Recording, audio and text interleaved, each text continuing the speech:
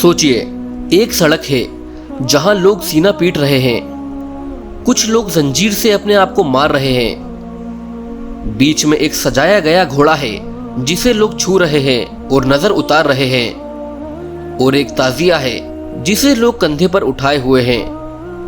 لیکن سوال یہ ہے کہ یہ گھوڑا کون ہے، یہ تعزیہ کس کی یاد ہے، اور ماتم کیوں کیا جاتا ہے؟ کیا یہ سب اسلام کا حصہ ہے یا ان سب کے پیچھے ایک کہانی چھپی ہوئی ہے؟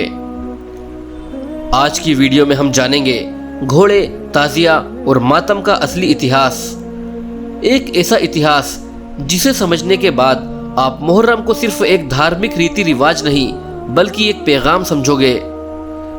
لیکن دوستو، ویڈیو کو شروع کرنے سے پہلے آپ سے ایک چھوٹی سی ریکویسٹ ہے کہ اگر آپ پہلی بار اس چینل پر آئے ہو تو پلیز اسے سبسکرائب کر دو تاکہ آپ کو اسی طرح کی شاندار اور نالجبل ویڈیوز ملتی رہیں۔ اسلام کا پہلا مہینہ ہے محرم، اور اس مہینے کے 10ویں دن یعنی عاشوراء کے دن دنیا کا ایک ایسا واقعہ ہوا تھا جسے ہر انسان تکلیف کے ساتھ یاد کرتا ہے، چاہے وہ مسلمان ہو یا نہ ہو۔ حضرت امام حسین پروفٹ محمد کے نواسے تھے۔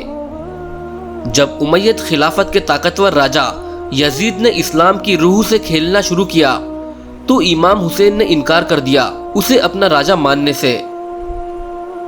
دوستوں، آپ کو بتا دیں کہ اس سمے پاور کے سامنے جھک جانا بہت ہی آسان تھا، لیکن امام حسین نے صرف حق اور سچ کا ساتھ دیا۔ کربلا، عراق کا ایک سنسان ریگستان۔ امام حسین اپنے 72 ساتھیوں کے ساتھ وہاں تھے اور سامنے تھا یزید کا 30,000 کا لشکر۔ یزید نے ان کا پانی بند کر دیا، انہیں بھوک اور پیاس سے تنگ کیا گیا، لیکن نہ امام حسین جھکے اور نہ ہی ان کے ساتھیوں نے سر جھکایا۔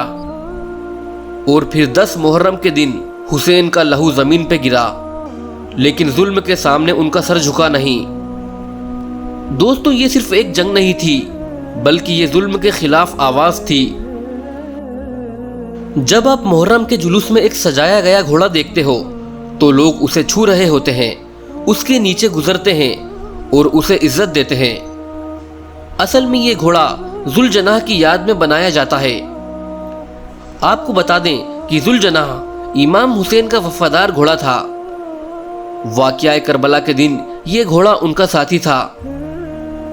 جب امام حسین شہید ہوئے تو ذوالجناح ان کی لاش کے پاس آیا، وہ خود بھی زخمی تھا، اور بنا امام حسین کے وہ کیمپ تک واپس گیا اور جا کے عورتوں اور بچوں کو اطلاع دی، یعنی اس نے بتایا کہ امام حسین اب اس دنیا میں نہیں رہے۔ اس کے بعد لوگوں نے ذوالجناح کو وفا، شجاعت اور عظمت کا نشان مان لیا۔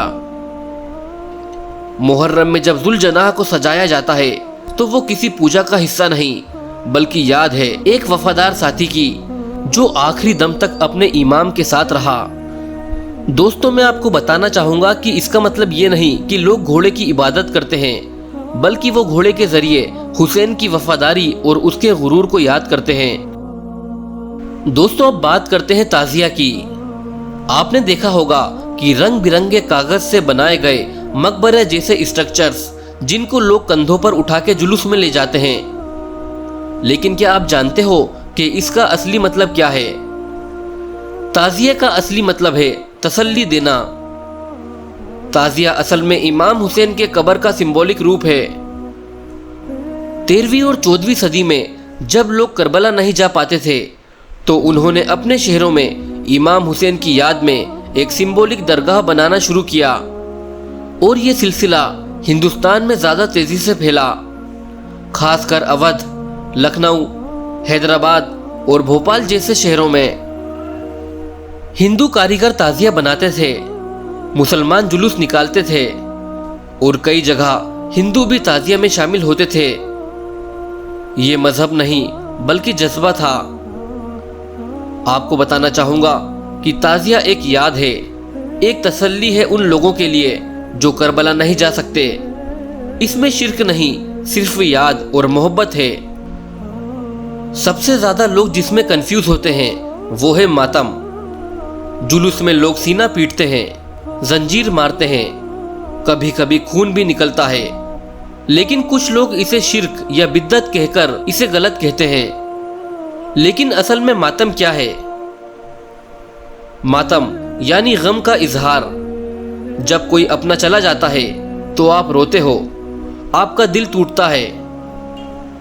کربلا میں امام حسین کے ساتھ جو ہوا، اس درد کو لوگ ماتم کے ذریعے ظاہر کرتے ہیں۔ شیعہ مسلمان اسے اپنا فرض نہیں لیکن اپنی محبت کا اظہار مانتے ہیں۔ سینہ پیٹنا اور زنجیر سے خود کو مارنا سب ایک طرح کا ایموشنل آؤٹ لیٹ ہے۔ میں آپ کو بتانا چاہوں گا کہ اسلام میں کسی پہ زبردستی نہیں ہے۔ ماتم کوئی فرض نہیں، جو کرتا ہے وہ محبت میں کرتا ہے، اور جو نہیں کرتا وہ بھی امام کی عزت کرتا ہے۔ سنی مسلمان اکثر صرف دعائیں اور قرآن کی تلاوت کرتے ہیں۔ ہر فرقہ اپنے طریقے سے حسین کی قربانی کو یاد کرتا ہے۔ اب ذرا سوچئے، ایک ہندو کاریگر تعزیہ بنا رہا ہے، ایک مسلمان اسے کندھے پہ اٹھائے ہوئے ہے، دونوں مل کے امام حسین کے غم میں آنسو بہا رہے ہیں۔ یہ تصویر صرف ہندوستان میں ہی ممکن ہے۔ لکھنؤ کے نواب واجد علی شاہ نے محرم کے جلوس کو ایک کلچرل ایونٹ بنایا۔ امام حسین کی یاد میں دکھ بھری کویتائیں جسے نوحہ کہتے ہیں اور تعزیہ بنانا ایک آرٹ اور ایکسپریشن کا حصہ بن گیا۔ حیدرآباد، بنارس اور اورنگ آباد جیسے شہروں میں ہندو بھی محرم کے جلوس میں برابر شامل ہوتے رہے ہیں۔ یہ بتاتا ہے کہ حسین صرف مسلمانوں کے نہیں، ہر انسان کے ہیں جو ظلم کے خلاف اٹھتا ہے۔ آج کئی لوگ بولتے ہیں کہ ماتم اسلام کا حصہ نہیں، گھوڑے کو پوجا جاتا ہے یا تعزیہ بنانا حرام ہے یا شرک ہے، لیکن اصل میں یہ سب ریتی رواج ہیں۔ یہ قرآن میں نہیں لکھا، نہ ہی یہ اسلام کا حصہ ہے۔ اسلام میں پوجا نہیں ہوتی لیکن یاد ہوتی ہے۔ امام حسین کا درد ہر انسان کے دل کو چھو جاتا ہے، اور ان ریتی رواجوں کے ذریعے لوگ اس غم کو ظاہر کرتے ہیں۔ تعزیہ ایک کلا ہے، ذوالجناح ایک وفاداری کا نشان ہے، اور ماتم ایک انسانی ری ایکشن ہے۔ اگر کوئی ان سب کو صرف مذہبی انوویشن کہے تو وہ ان کے پیچھے کا جذبہ نہیں سمجھ پایا ہے۔